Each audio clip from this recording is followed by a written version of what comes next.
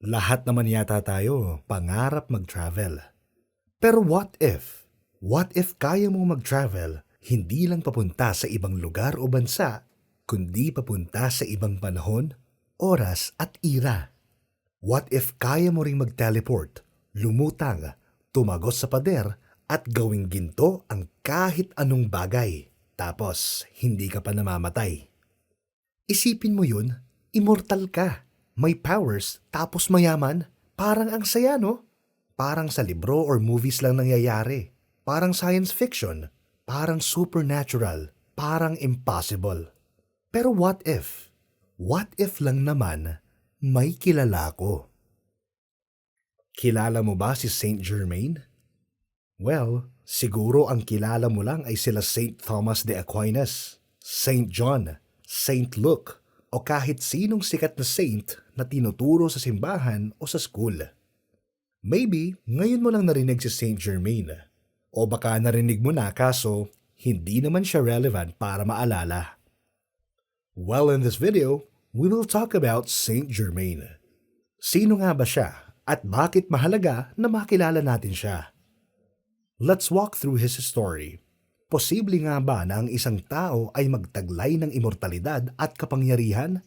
Tara na't alamin. Kung titingnan, parang normal naman lalakbay lamang siya. Siya ay isang European adventurer na may interest sa science, alchemy at arts. Nakilala siya noong mid-1800s bilang isa sa mga alta o yung tinatawag nilang high class. Isa rin siyang pinamagatang one of the greatest philosophers. Pero si Saint Germain ay isa sa pinakamisteryosong tao sa kasaysayan.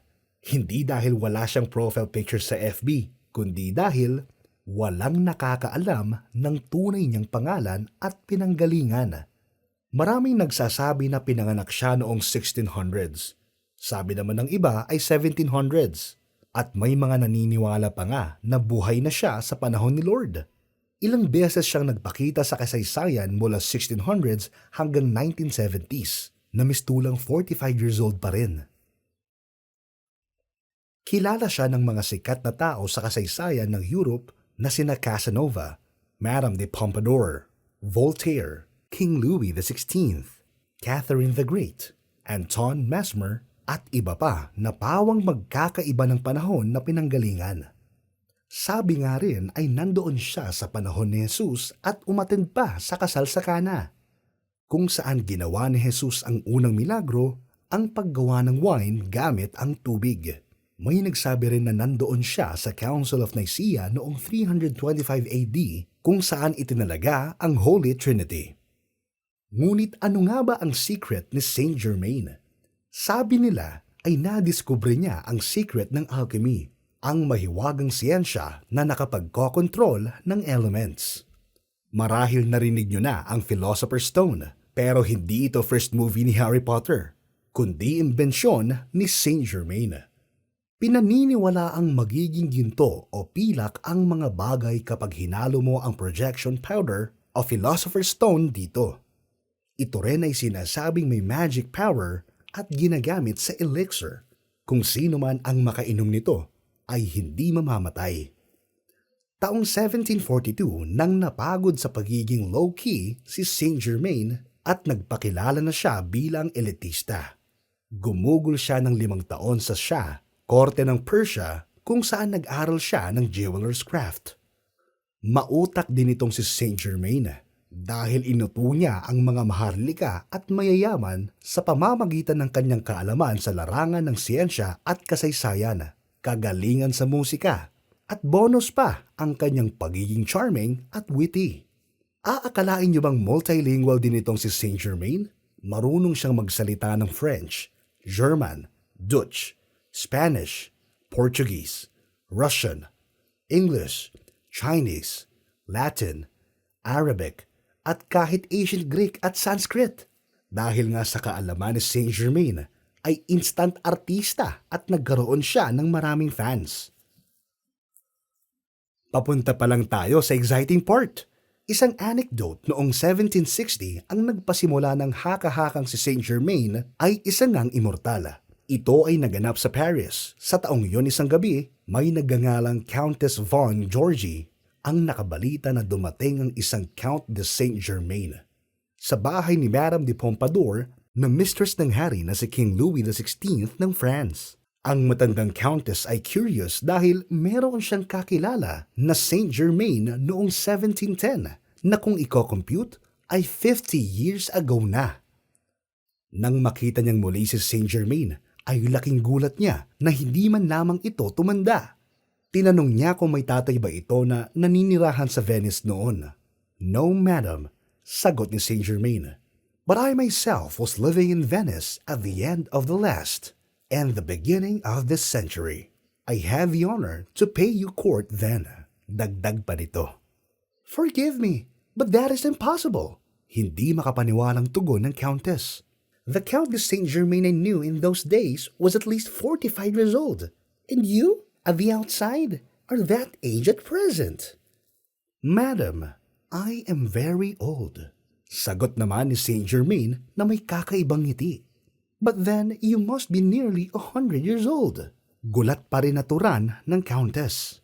"That is not impossible," sagot ni Saint-Germain na patuloy kinukumbinsi ang countess na siya ang nakilala nito sa Venice 50 years na ang nakakalipas. Pagkatapos niya noon ay patuloy na naglakbay si Saint-Germain sa Europa at sa mga panahong yun ay tila hindi siya tumatanda.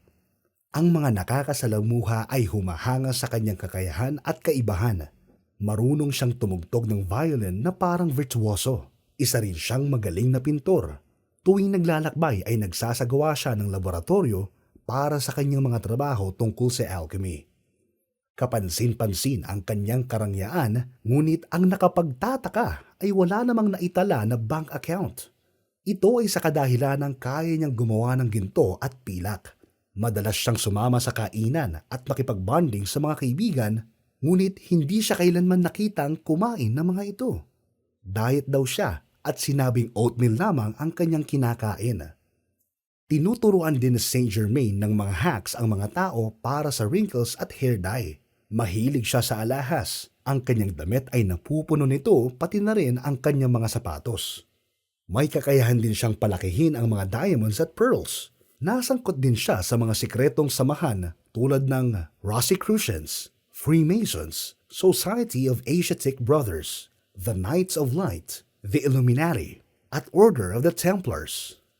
Ang kilalang philosopher noong 18th century na respetado sa larangan ng siyensya at kaalaman na si Voltaire ay nagsabi mismo na si Saint-Germain ay a man who never dies and who knows everything. Buong 18th century ay ginamit lamang ni Saint-Germain ang tila walang katapusan niyang kaalaman sa larangan ng politika at mga intriga sa lipunan ng mga elitista. Ngayon, let's walk through Saint-Germain's timeline. Noong 1740s, siya ay naging isang pinagkakatiwalaang diplomat sa hukuman ni Haring Louis XVI ng France. Siya ang mga gumaganap ng mga lihim na misyon ng England. Noong 1760, nagsagawa siya ng katulad na tungkulin sa Hague, kung saan nakilala niya si Giacomo Girolamo Casanova. Kalaunan ay nasabi ni Casanova tungkol kay Saint-Germain ang mga katagang, "This extraordinary man would say in an easy, assured manner that he was 300 years old, that he knew the secret of the universal medicine, that he possessed a mastery over nature, that he could melt diamonds. All this," he said, "was mere trifle to him."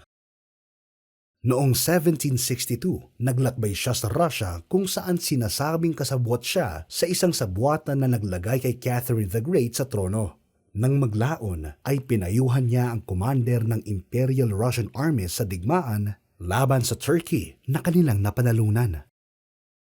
Noong 1774, bumalik siya sa France nang sina Louis XVI at Marie Antoinette ang nasa trono. Binalaan daw niya sila tungkol sa revolusyon na darating 15 taon sa hinaharap. Noong 1779, nagpunta siya sa Hamburg, Germany, kung saan nakipagkaibigan siya kay Prinsipe Charles ng Hesse Castle. Sa susunod na 5 taon, nanirahan siya bilang panauhin sa kastilyo ng prinsipe sa Eckernford. At ayon sa mga lokal na record, Doon namatay si Saint Germain noong February 27, 1784. Sa mga normal na tao, yun na ang katapusan ng kwento. Ngunit ibahin niyo si Saint Germain. Patuloy siyang namataan sa buong 19th to 20th century. Pagkatapos ng 1821, sinasabing nagpalit ng pagkakakilanlan si Saint Germain. Isinulat ni Albert Van Damme ang tungkol sa pakikipagkita sa isang lalaki na may kapansin-pansing pagkakahawig sa Count de Saint Germain. Ngunit nagtatago sa pangalang Major Fraser. Taong 1972 ang naitalang huling pagpapakita ni Saint Germain sa Paris. Ipinahayag ni Richard Chanfrey na siya si Saint Germain. Upang mapatunayan, gumawa siya ng milagro. Sa harap ng telebisyon ay ginawa niyang ginto ang isang tingga sa harap ng kamera. Kalaunan, si Chanfrey ay nagpakamatay taong 1983. Ngayon ang katanungan, sino si Count Saint Germain? Siya ba ay isang matagumpay na alchemist na natagpuan ng sikreto ng buhay na walang hanggan? Time traveler ba siya? O siya ba ay isang napakatalino na tao na ang reputasyon ay naging isang kamanghamanghang alamat?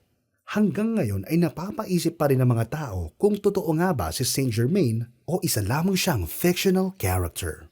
Nagustuhan mo ba ang video? Like, share, and subscribe for powers and immortality. Joke!